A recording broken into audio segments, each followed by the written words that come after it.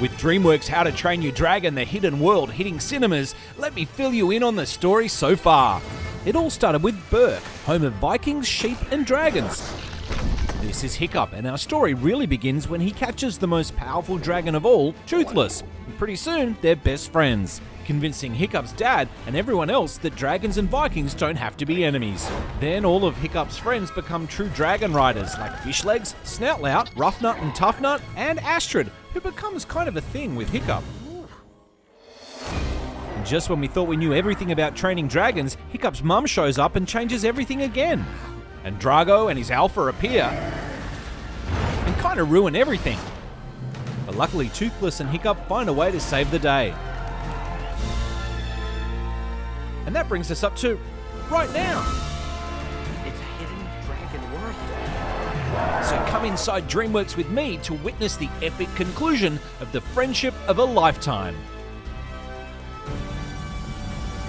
My name is Dean Deblois, and I am the writer and director and executive producer of How to Train Your Dragon: The Hidden World.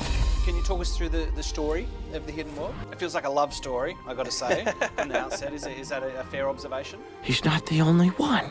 It is a love story. Yeah, there's a lot of love in the movie, and I think really at the core, this movie is about gaining the wisdom to let go.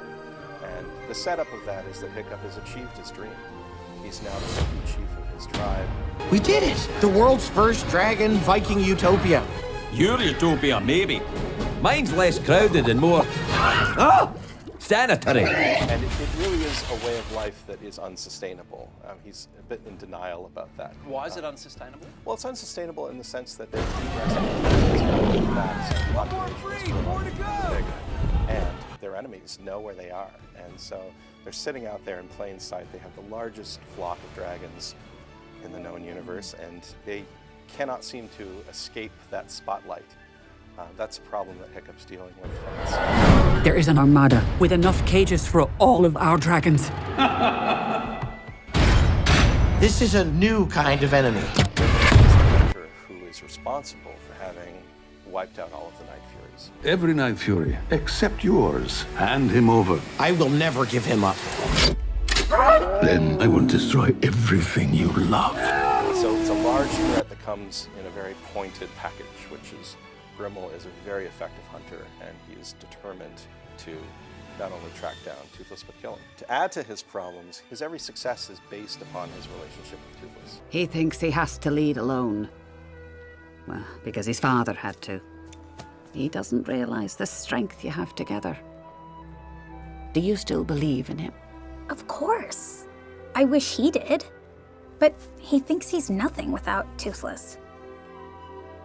Then help him realize the truth. Early on in the story, Toothless discovers a mysterious, Wait up! and elusive variation of his species that Hiccup has to call He's not the only one. And She's a light immediately there's a fury. connection. And so he becomes very preoccupied in trying to find her again and continue this relationship. And she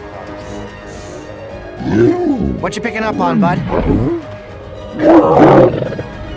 The Light Fury! She's following us! Where'd you go? Is she made of sky?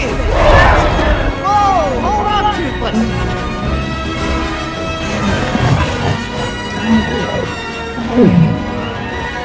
Well, look who it is! Oh, hey, it's really nice to finally... As well as incredible new dragons and stunning new worlds to discover, as DreamWorks visual effects supervisor Dave Walford explains. The caldera, which is basically an underwater volcano in which the entire ocean is spilling into, was by far the most challenging and the biggest visual effect DreamWorks has done to date. Biggest shot, I think, was 42,000 dragons. Wow. One shot. That's in that cavern? Yeah, and that's the fireworms when you see all the little glowing orange things. Yeah. That turned out really well, we thought. Toothless, go introduce yourself. Recognizing the importance of a mate for Toothless, Hiccup encourages his dragon to impress the Light Fury.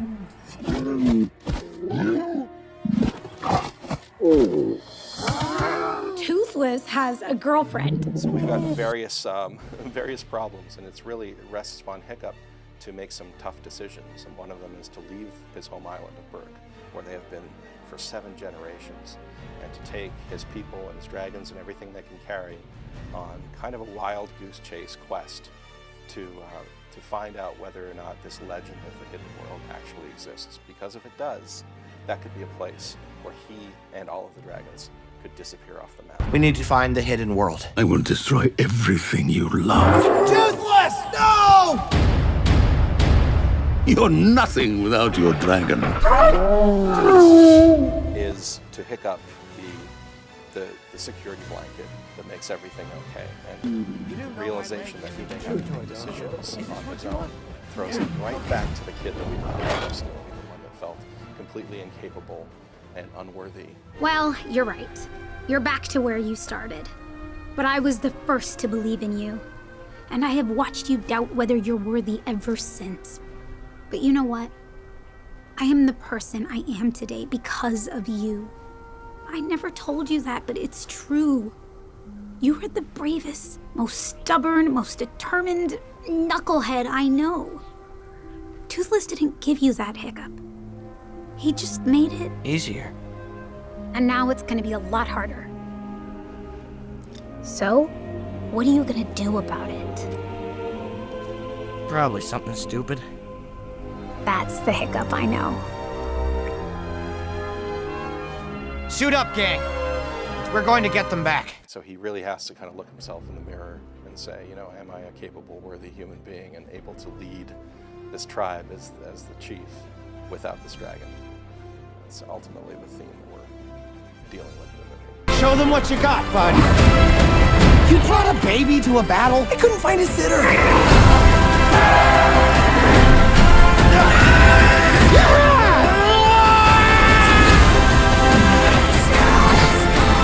The hidden world.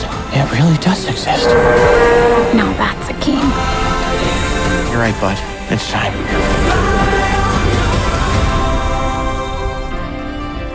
Well, look who it is.